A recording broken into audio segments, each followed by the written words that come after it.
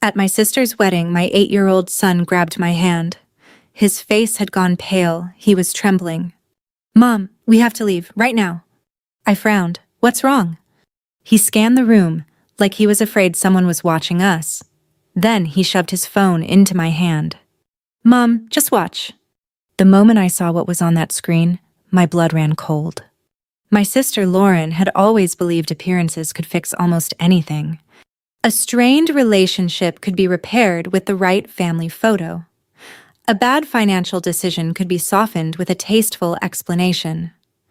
A wedding that cost far more than anyone could reasonably afford could become an investment in memories if the flowers were imported and the photographer had enough followers on Instagram. So naturally, her wedding took place at Willow Creek Estate, a renovated horse farm 40 minutes outside Columbus, Ohio. The property had white fencing, rolling fields, a restored red barn, and a stone terrace overlooking a pond that looked almost too perfect to be real. Every corner had been arranged for photographs: soft linen signs, antique lanterns, gold-framed seating charts, and pale pink roses tucked into places where roses had no practical reason to be. By 9 that morning, I had already fixed 3 problems Lauren didn't know existed. The florist had delivered the wrong number of centerpieces. 2 tables had been assigned the same number. The caterer's manager had pulled me aside near the service entrance and quietly explained that the final payment had not cleared. "I'm sure it's just a bank delay," I told her. She gave me the careful smile people use when they know they are speaking to someone who is not responsible for the mess, but may be the only person capable of cleaning it up. "We need confirmation before dinner service," she said. "I'll handle it." That had been my role in the family for as long as I could remember. Lauren created emergencies. My mother panicked about them. I handled them. At 36, I should have known better than to keep accepting the assignment. "Mom, my tie feels weird." I turned and found Ethan standing behind me in his navy suit, tugging at his collar. At 8 years old, he had Mark's dark hair and my tendency to study a room before speaking. He looked handsome, uncomfortable, and deeply suspicious of formal clothing. "Come here." I loosened the knot slightly, then smoothed his collar. "Better?" "A little." "You only have to wear it until after the pictures." "That's what you said about the shoes." I smiled despite myself. "The shoes stay." He sighed with the exhausted patience of a much older man. Then he lifted the old phone I had given him for games, videos, and emergencies. It had no active cellular plan, but it worked on Wi-Fi, and Ethan had recently become fascinated with making short movies. "I'm filming behind-the-scenes stuff for Aunt Lauren." "That sounds dangerous." "She said she wanted candid moments." "She does not know what candid means." Ethan grinned and ran toward the bridal suite before I could warn him not to record anyone getting dressed. I watched him go, and for a few seconds the pressure in my chest eased. Then Mark walked through the barn doors. My husband looked exactly the way everyone expected him to look: polished, relaxed, and effortlessly useful. His charcoal suit fit perfectly. His hair was neatly styled. He carried 2 boxes from the bakery as if he had personally rescued the wedding cake from a burning building. "There he is," my mother said, hurrying toward him. "Thank God, Mark, the guest book table still isn't set up." "I've got it, Martha." He kissed her cheek, handed the boxes to a server, then crossed the room and placed one hand against my lower back. To anyone watching, it was affectionate. To me, it felt staged. "You look beautiful," he said. "Thank you. You could try sounding like you mean it." I kept my smile in place because my aunt was standing 10 feet away. "You could try saying it when nobody's watching." His expression tightened for half a second, then softened again. That was Mark's gift. He could move from irritation to charm before anyone else noticed the shift. We had been living separately for almost 3 months. He had rented an apartment near his real estate office, though he called it temporary space, and insisted our marriage was not over until we had given counseling a real chance. We had already spent 9 months in counseling. Mostly, Mark had used those sessions to explain why my reactions were the actual problem. Lauren knew we were separated. My mother did not. Mark had argued that announcing it before the wedding would be selfish. "Your sister gets one day," he had said. "We can keep our problems private for 24 hours. I had agreed, partly because I didn't want to hurt Lauren, and partly because I was tired of being told that honesty was cruelty whenever the truth inconvenienced someone. Now Mark held my waist while relatives smiled at us. "You said you needed me to sign something tonight," I murmured. "Just some banking paperwork." "What kind?" "Nothing complicated, a refinance adjustment." I turned slightly. "For the house?" "We'll talk later." Before I could press him, Lauren appeared in the doorway of the bridal suite wearing a silk robe and a look of controlled panic. "Claire, I need you." Of course she did. For the next 2 hours, I pinned a loose hem, found a missing earring, called the rental company about 6 absent chairs, and reassured my mother that gray clouds did not automatically mean a tornado. Through it all, I kept noticing Mark and Lauren together. Once near the catering kitchen, again beside the hallway leading to the private offices. Later, outside the bridal suite, speaking in low voices until Lauren saw me and abruptly asked whether I had checked the champagne count. It was odd, but not impossible. Mark had helped arrange part of the financing for Daniel's renovation company, and Lauren often treated him like an unofficial business advisor. Still, something in the way they separated bothered me. Shortly before the ceremony, Ethan found me near the welcome table. "Dad was talking to Aunt Lauren in the back hallway," he said. "About what?" "I don't know. They stopped when somebody came by." I adjusted his boutonniere. "They're probably dealing with wedding stuff." He looked unconvinced. "Can I use the bathroom?" "Take the hall past the bridal suite, the second door on the left." He nodded and hurried away. The ceremony began 20 minutes later. I stood beside Lauren beneath an arch covered in roses while Daniel waited at the front in a dark blue suit, visibly fighting tears. Lauren looked radiant. My mother cried before the music even changed. Mark sat in the second row with Ethan's empty chair beside him. I glanced toward the barn doors. No Ethan. The officiant began speaking about trust, partnership, and the courage required to build a life with another person. Then Ethan slipped into the room. He did not return to his seat. He walked straight toward me. At first, I thought he was sick. His face was colorless, and his arms were rigid at his sides. When he reached the edge of the wedding party, he grabbed my hand. Hard. "Mom," he whispered, "we have to leave, right now." I crouched slightly, trying not to draw attention. "What's wrong?" His eyes moved toward Mark, then Lauren. He pulled out his phone and pushed it into my hand. "Just watch." The video had started in the hallway. The camera pointed toward the floor, catching polished shoes, a strip of patterned carpet, and the bottom of a half-open door. Then I heard Mark's voice. "She'll sign after the reception." Lauren answered, quieter. "What if she reads it?" "She won't, and if she does, we go with Plan B." There was a pause. "What about Ethan?" Lauren asked. Mark's reply was clear. "Once I have temporary custody, Claire won't control the trust anymore." My fingers went numb. Lauren whispered, "You already used her signature. That could be fraud." Mark gave a short laugh. "It only becomes fraud if she refuses to validate it." The camera shifted. For 1 second, I saw a folder in Mark's hand. My name was printed across the front. Then Lauren said, "After everything she's done for me, I still can't believe we're doing this." Mark's voice turned cold. "Then stop thinking of it as stealing. Think of it as borrowing from someone who has more than she needs." The video ended. I looked toward the altar. My sister was smiling beneath $1,000 worth of flowers. My husband was watching me from the second row. I sent the video to myself, uploaded it to cloud storage, and texted Rachel Kim, my attorney. "Emergency. Possible fraud involving Ethan's trust. Call me now." A shadow fell across the phone. "There you are," Mark said pleasantly. "I've been looking for you." I locked the screen. His gaze moved from my face to Ethan's. "Is something wrong?" I forced myself to smile. Not yet.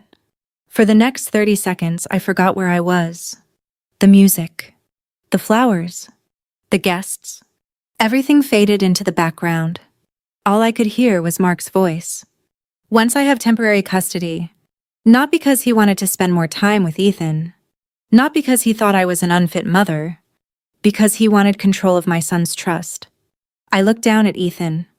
His little chest was rising too fast. His eyes kept darting around the room, searching every face. I squeezed his hand. You did the right thing. His voice cracked. Are you mad? My heart broke. No, sweetheart. I brushed his hair away from his forehead. I'm proud of you. He finally took one slow breath. I thought Dad was going to see me. He didn't. But what if he did? I leaned closer. Then I would have protected you. Those words came out before I even thought about them. Because they were true, no matter what happened next. That was my job. The wedding ceremony continued. Lauren was saying her vows now. I promised to always be honest with you. The words hit me like a slap. Honest. I stared at my little sister. The same little girl whose scraped knees I'd cleaned. Whose science projects I'd stayed up late helping finish. Whose rent I'd quietly covered 3 years earlier after she lost her job. She couldn't even look me in the eye now. Not once. She kept staring at Daniel, at the guests, at the photographer. Anywhere but me. She already knew. She knew I wasn't supposed to hear that conversation. She just didn't know that I already had. I slipped my phone into my clutch. Then I leaned toward Ethan. I need you to do something. What? I want you to stay with Grandma until dinner. His eyes widened. What about you? I have to take care of something. He hesitated. Are you leaving? No, not yet. But I need you somewhere safe. He nodded. I kissed his forehead. Go sit with Grandma. He walked toward the front row. Mom immediately wrapped an arm around him, assuming he'd gotten nervous before the ceremony. Good. Let her think that. For now. Yee. The applause erupted as Lauren and Daniel kissed. Everyone stood. Everyone smiled. Everyone celebrated. I stood there clapping, while my entire marriage collapsed inside my chest. Mark found me almost immediately. There you are. He slipped beside me. You disappeared. I was with Ethan. Everything okay? I looked directly at him. He smiled exactly the way he'd smiled for 18 years. Warm. Patient. Completely fake. He got nervous. Mark nodded sympathetically. Poor buddy. Then he lowered his voice. After dinner, let's find a quiet place. We still have those papers. There it was. Not 20 minutes after discussing fraud. He was already trying to finish the job. I smiled. Sure. Relief flashed across his face. It lasted less than a second. But I saw it. Nah. Cocktail hour began outside on the terrace. Guests laughed over champagne. A jazz trio played near the pond. Children chased each other across the lawn. Nobody knew that my life had just split into 2 pieces. The life before Ethan handed me that phone. And everything after. My own phone vibrated. Rachel Kim. I stepped away from the crowd. Rachel. I watched the video. No greeting. No small talk. Her voice had changed. What do I do? You stay calm. I can do that. No confrontation. I wasn't planning to. Good. I heard papers moving on her desk. Claire, listen carefully. I'm listening. That video is important. Is it enough? It's enough to make me very concerned. She chose every word carefully. It shows intent. It suggests fraud. It suggests a custody strategy tied to money. But it doesn't prove the documents themselves are fraudulent. So don't warn him. I closed my eyes. I wasn't going to. He thinks he's ahead. Keep it that way. What about the paperwork? If he asks you to sign anything. She paused. Don't. What if he pressures me? Take pictures. What if he won't let me? Find an excuse. What about Ethan? Keep him away from every conversation. I looked across the lawn. My son was feeding breadcrumbs to ducks with my mother. Rachel continued. Tonight, back up that video 3 different ways. Already sent it to myself. Good. Cloud storage? Do it. What else? I'll contact the trust administrator first thing tomorrow. She became even more serious. And Claire? Yeah? If there's any chance that trust has already been used. She exhaled slowly. We're moving fast. Wah. I returned to the reception just as family photos began. Lauren linked her arm through mine. You disappeared. I had to check on Ethan. She smiled for the photographer. He okay? He's fine. Another flash. Another forced smile. She whispered without moving her lips. Thanks for helping today. I looked at her. Helping. That word almost made me laugh. Instead, I asked quietly, Lauren. Are you happy? Her smile flickered. What kind of question is that? The kind your sister asks. She hesitated. Then the photographer called. Eyes here. Another flash. Lauren smiled again. Too quickly. Too perfectly. Yee. Dinner was served inside the barn. Guests filled every table. Toasts began. Daniel's best man told embarrassing college stories. My mother cried again. People laughed. Then the catering manager quietly approached Lauren. Lauren's smile vanished. She glanced toward Mark. The 2 of them stepped outside. I waited 10 seconds. Then I followed. They didn't see me. The payment still hasn't gone through, Lauren whispered. It will. They're threatening to hold dessert. I said I'll handle it. What if Claire? Stop saying her name. Lauren rubbed her temples. This wasn't supposed to happen. It won't if you keep your nerve. I stepped backward before they noticed me. Rachel had been right. Don't confront. Observe. Collect. Let them keep talking. People who believe they've won always say too much. Bee. Half an hour later, Mark found me near the dessert table. There you are. He held a manila folder. Exactly like the one I'd seen in Ethan's video. I figured we'd get this out of the way. He smiled. 5 minutes. He led me toward a small office near the back hallway. The same hallway. The same door. He placed the folder on the desk. Nothing complicated. I opened it. Mortgage documents. Loan disclosures. Electronic authorization forms. Then, my stomach tightened. There it was. The Bennett Family Education Trust. Ethan's trust. Exactly where it had no business being. I kept reading. Mark watched me carefully. So? I looked up. Why is Ethan's trust listed here? His expression didn't change. It isn't. I slid the page across the desk. It literally is. He glanced down. Oh, as if he'd never noticed. That's standard language. It doesn't look standard. It is. I kept my voice calm. Then explain it. It's just collateral language. My son's education fund isn't collateral. It won't actually be touched. Then why is it there? Mark sighed. You always do this. Do what? You overthink everything. There it was. The familiar move. Not an explanation. A criticism. He leaned closer. Claire. His voice softened.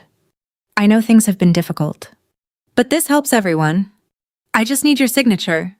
I looked at the signature page. My name. Waiting. My pulse slowed. Strangely, I wasn't scared anymore. I looked him straight in the eye. I'd rather have Rachel review it first. His jaw tightened. Why? Because she's my attorney. The room went silent. For the first time all day, Mark stopped smiling. Mark stared at me for several long seconds. Then he laughed. Not because anything was funny. Because he thought laughter could make me doubt myself. Rachel, he said, seriously. I closed the folder. Seriously.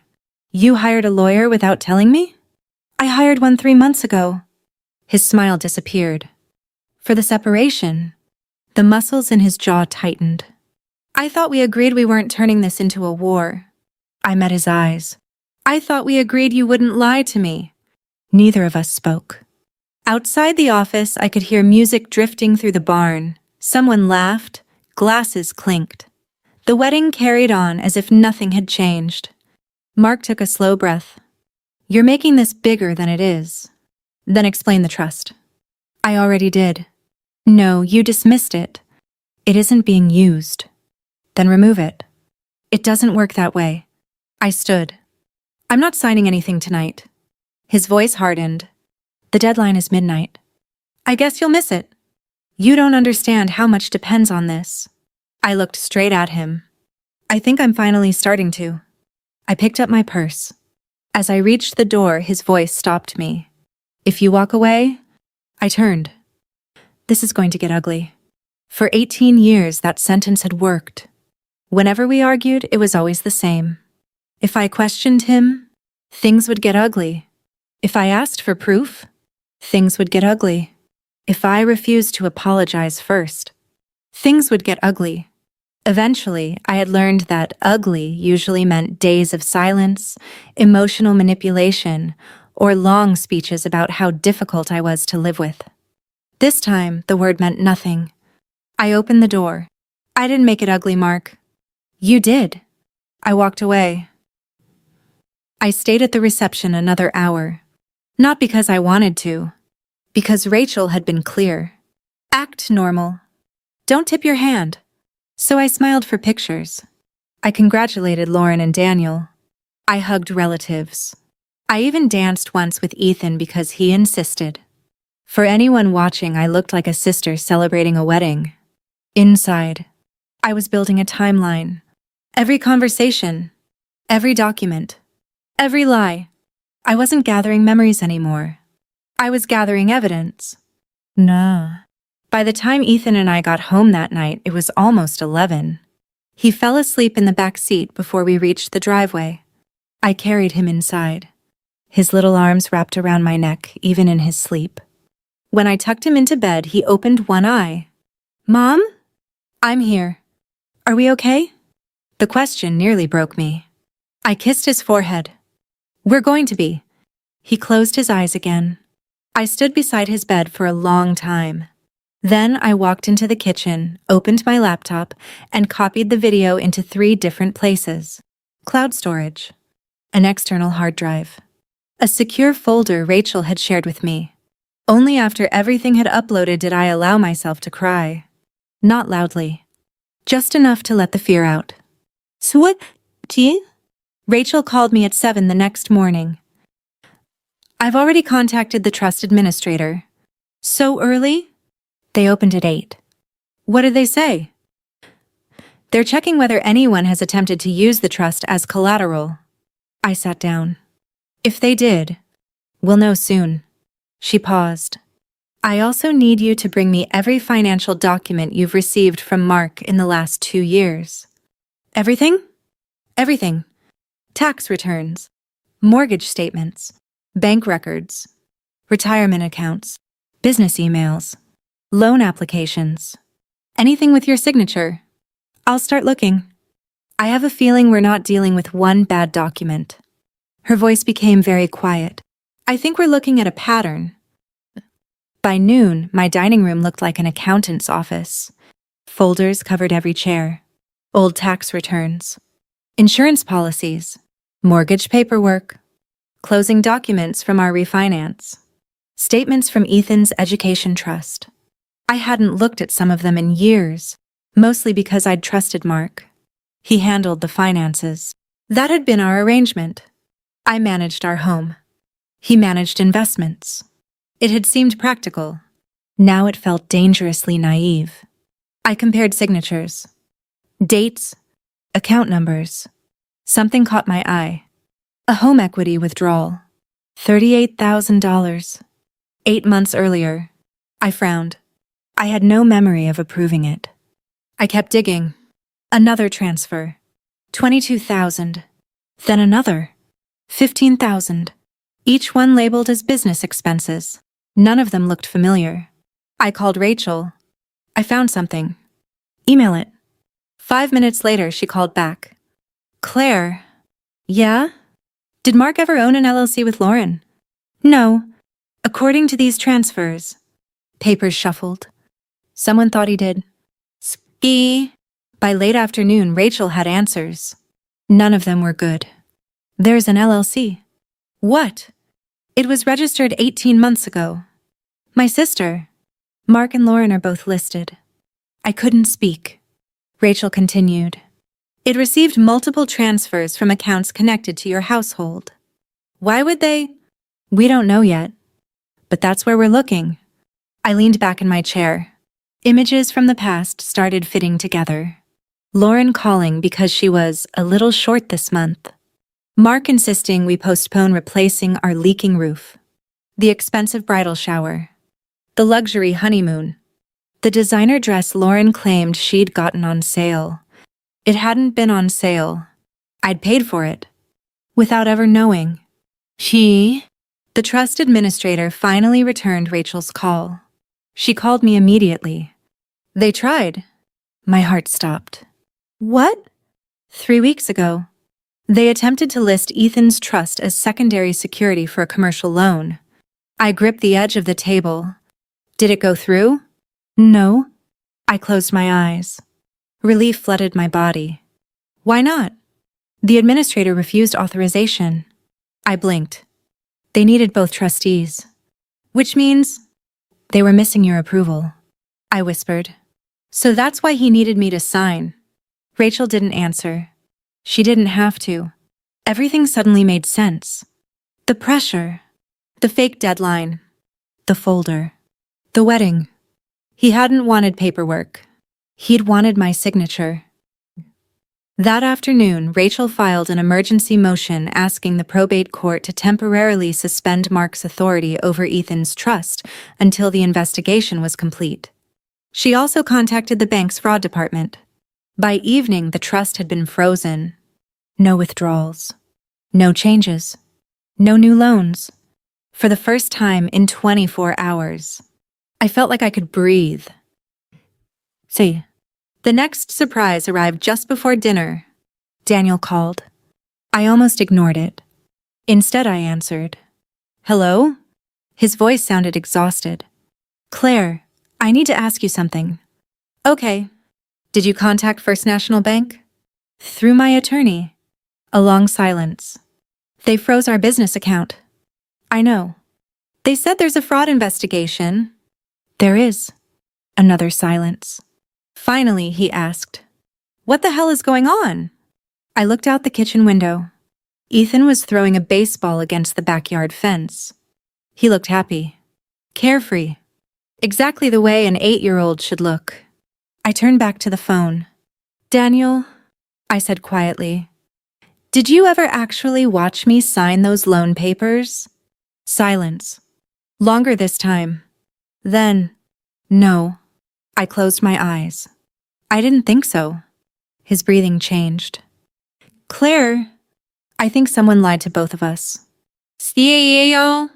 That night, Rachel sent me one final document. It wasn't from the bank. It wasn't from the trust. It came from family court. Someone had started preparing custody paperwork weeks earlier. My hands shook as I opened the draft. Most of it was unfinished. Then I reached the witness statements. The first name belonged to Mark. The second made me stop breathing. Lauren Hayes, my own sister. Under penalty of perjury, she claimed I was emotionally unstable, that I neglected Ethan, that she feared for his safety in my care. At the bottom of the page was a sentence I read 3 times before it finally sank in. I believe Ethan would be safer living with his father. I stared at the screen until the words blurred. Then I whispered the only question that mattered. When did you stop being my sister? I didn't sleep much that night. Not because I was afraid, because my mind refused to stop connecting pieces that should never have existed in the same puzzle. The forged signature, the trust, the custody papers, Lauren's sworn statement. For hours, I kept asking myself the same question. How long? How long had they been planning this? Months? A year? long enough that my sister had looked me in the eyes at Thanksgiving, accepted Christmas presents for Ethan, hugged me on my birthday, all while helping my husband build a case against me. At 3:30 in the morning, I stopped asking questions that couldn't yet be answered. I started focusing on the ones that mattered. How do I protect my son? How do I protect the evidence? How do I make sure they never get another chance? Yee. Rachel already had a plan. By 9 o'clock, I was sitting across from her conference table. Legal pads, coffee cups, bank statements. Everything was neatly organized. Rachel wasn't emotional. She was methodical. That's why I'd hired her. "We're going to move quickly," she said. "How quickly?" "As quickly as the law allows." She slid a folder toward me. "I've already filed for temporary sole authority over Ethan's trust." I nodded. "What about custody?" "Next." "What about Mark?" "We don't chase him." She looked directly at me. "We make him chase us." I liked that answer. More than I expected. She continued. "This isn't revenge." "No. It's accountability." I smiled for the first time in 2 days. That's a better word. Me. The paperwork took most of the morning. Emergency financial orders, preservation notices, requests that neither Mark nor Lauren destroy emails, text messages, electronic signatures, cloud files, or banking records. Rachel explained every document before I signed it. The contrast hit me immediately. She wanted me to understand every page. Mark had wanted me to sign without reading. That difference alone said everything about both of them. Yo. Around noon, my phone buzzed. "Mark." I let it ring. Then again. Then again. Finally, a text appeared. "We need to talk." I ignored it. Another message. "You're making a huge mistake." Then another. "Rachel is poisoning you against me." I laughed. Not because it was funny. Because even now, he couldn't imagine I had reached my own conclusions. Everything had to be someone else's influence. Someone else's fault. 20 minutes later, my doorbell camera alerted me. "Mark?" He stood on my porch holding flowers. Of course he did. To anyone driving by, he looked like a husband trying to save his marriage. I watched him through my phone. He rang again. I didn't move. Finally, he spoke toward the door. "Claire, please." Silence. "See, I know you're home." Still nothing. His voice became tighter. "This has gotten completely out of control." I opened the camera microphone. "What do you want?" Relief flashed across his face. "There you are." "I'm not opening the door. We need to talk." "We're talking." "Not like this." "Actually," I looked at Rachel, who nodded. "This works just fine." He forced a smile. "I think you're overreacting. I think you're on camera." His eyes flicked toward the doorbell. "Good. Let him remember. Everything mattered now." He lowered his voice. "You froze the trust." "Yes." "You froze business accounts." "Yes." "People are getting hurt." I leaned closer to the speaker. "You forged my signature." His face changed. Only for a second, but it changed. "I don't know what Rachel told you." I watched the video. Nothing. Not a word. He knew exactly which video. After several seconds, he sighed. "It wasn't what it looked like." "Really?" "You took it out of context." My 8-year-old recorded the context. His shoulders dropped. "This doesn't have to destroy us." I almost admired his confidence. Even now, he still thought the marriage was the leverage. It wasn't. Ethan was. And he'd already lost that leverage. "I'll have my attorney contact yours." I disconnected. He stood there another full minute. Then he left the flowers on my porch. I threw them away before Ethan came home. Yeah. That afternoon, Lauren called. Once. Twice. 5 times. Finally, I answered. She was crying. Real tears. Or very convincing ones. "Claire." I didn't respond. "I know you're angry." Still nothing. "I didn't want any of this." I closed my eyes. You signed the affidavit. Silence. I was scared. So was Ethan. She cried harder. Mark said, I don't care what Mark said. He told me it was only a backup. A backup? In case the divorce got ugly. I laughed. A bitter, exhausted laugh. You helped make sure it would. She kept crying. You don't understand. No, I understand perfectly, she whispered. I never thought he'd actually use it. I felt something inside me finally settle. For 2 days I'd been hoping she'd tell me she'd refused, hoping she'd never signed it, hoping there was some explanation that would let me keep my sister. There wasn't. She had made her choice. I'm sorry, she whispered. I believed she was.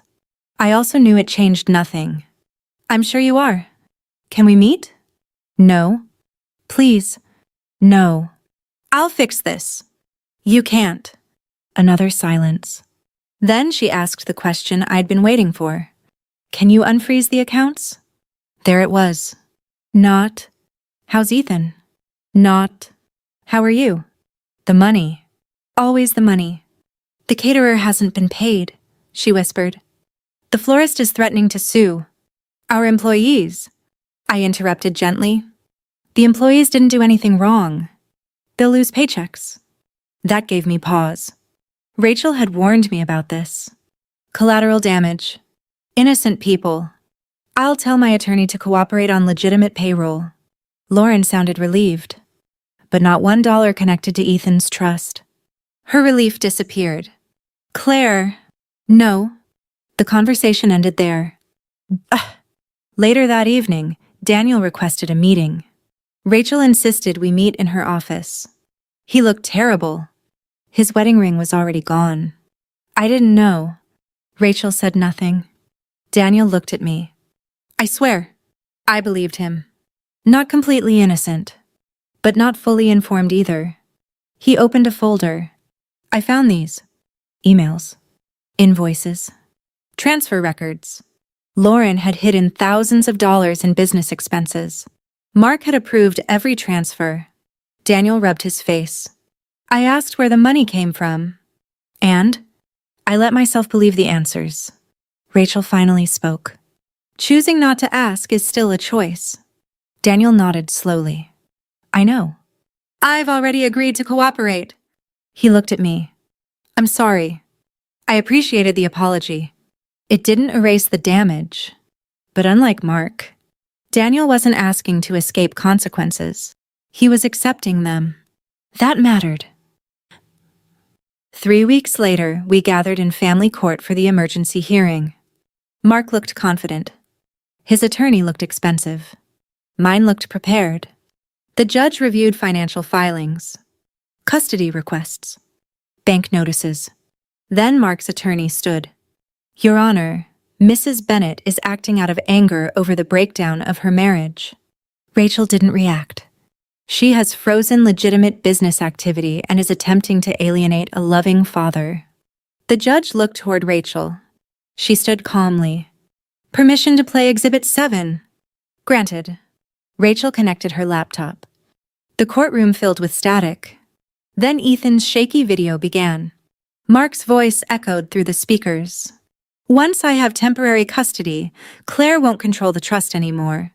No one moved. Lauren's voice followed. You already used her signature. Then Mark again. It only becomes fraud if she refuses to validate it. Silence. Absolute silence. The judge slowly removed his glasses. Then he looked directly at Mark. His voice was calm, almost too calm. Mr. Bennett, he said, did you just discuss seeking custody of your child to gain control of that child's trust? Mark opened his mouth. Nothing came out. For the first time since this nightmare began, he had no answer. The silence inside that courtroom lasted only a few seconds. It felt much longer. Mark finally cleared his throat. That recording doesn't show the entire conversation. Rachel didn't even look at him. It shows enough. The judge folded his hands. I agree. Mark's attorney stood immediately. Your Honor, the recording lacks context. Rachel answered before the judge could. Then Mr. Bennett is welcome to provide the missing context. She turned toward Mark. We'd all like to hear why custody of your son was connected to control of his trust. Mark looked at his attorney. His attorney looked back at him. Neither of them spoke. The judge made a few notes. Then he looked at me. Mrs. Bennett, until this matter is fully investigated, I'm granting your request for temporary sole authority over Ethan's education trust. I felt my shoulders relax for the first time in weeks. He continued. Mr. Bennett will have no authority to access, modify, or use those assets. Mark lowered his head. The judge wasn't finished. Temporary primary physical custody of Ethan will remain with Mrs. Bennett. My eyes filled with tears. Not because I had won, because my son was safe. Finally, the judge looked back at Mark. You will receive parenting time under a temporary schedule. However, given the financial allegations before this court, I expect complete cooperation with every request made by investigators. He paused. And Mr. Bennett? Mark looked up. If any evidence confirms the forgery alleged here today, your custody position will become substantially more difficult. The hearing ended 20 minutes later, but the consequences were only beginning. Moi. Outside the courthouse, reporters weren't waiting. This wasn't a sensational criminal trial. It was an ordinary family court hearing. Ordinary people, ordinary clothes, ordinary lives. That's the thing about betrayal. Most of it happens quietly. Rachel walked beside me toward the parking garage. You handled yourself well. I wanted to scream. I know. I wanted to ask him why. Rachel smiled gently. People like Mark rarely answer that question honestly. She unlocked her car. They usually don't know themselves. Nah. 3 days later, the bank's internal investigation expanded. Mark's real estate brokerage placed him on administrative leave. Not because he'd been charged with a crime. Because financial misconduct involving signatures and trust accounts was something the company couldn't ignore. He called me that evening. I answered only because Rachel wanted every conversation documented. You happy now? His voice sounded different. Smaller. I've never been happy about any of this. I lost 3 listings today. I didn't respond. My broker suspended me. Still nothing. They're treating me like a criminal. You forged my signature. I was trying to save us. I closed my eyes. No. You were trying to save yourself. You don't understand the pressure I was under. I understand exactly what pressure feels like. I looked toward Ethan, who was doing homework at the kitchen table. I've been living under yours for years. He was quiet. Then he tried a different approach. What am I supposed to tell Ethan? The truth. You know I can't. No. I spoke calmly. You just won't. I ended the call. Lauren didn't wait much longer. She came to my house. This time she didn't bring tears. She brought our mother. I saw both of them through the front window. Rachel had already warned me this might happen. When people lose legal leverage, she'd said, they often reach for emotional leverage. Mom rang the bell. I opened the door but didn't invite them inside. Claire, she said softly, we need to talk. Lauren couldn't even meet my eyes. Mom continued, honey, families make mistakes. I almost laughed. Mistakes. Forgetting a birthday was a mistake. Backing into someone's mailbox was a mistake. Forging signatures and trying to use custody as a financial weapon wasn't a mistake. It was a choice. Mom looked exhausted. Lauren wants to apologize. I looked at my sister. She finally spoke. I know I don't deserve forgiveness. No, I was jealous. That surprised me. She'd never admitted that before. I've been jealous my whole life. I stayed silent. You always had everything together. I almost interrupted. She kept going. You had the stable job. You bought a house. You were the responsible one. I shook my head. You know what I had? Lauren frowned. I had responsibilities. You saw achievements. You never saw the sacrifices. Mom looked down. Lauren wiped her eyes. I thought... She stopped. I thought Mark was right. About what? That you wouldn't really lose anything. My stomach turned. She actually believed that. He said the trust would be replaced.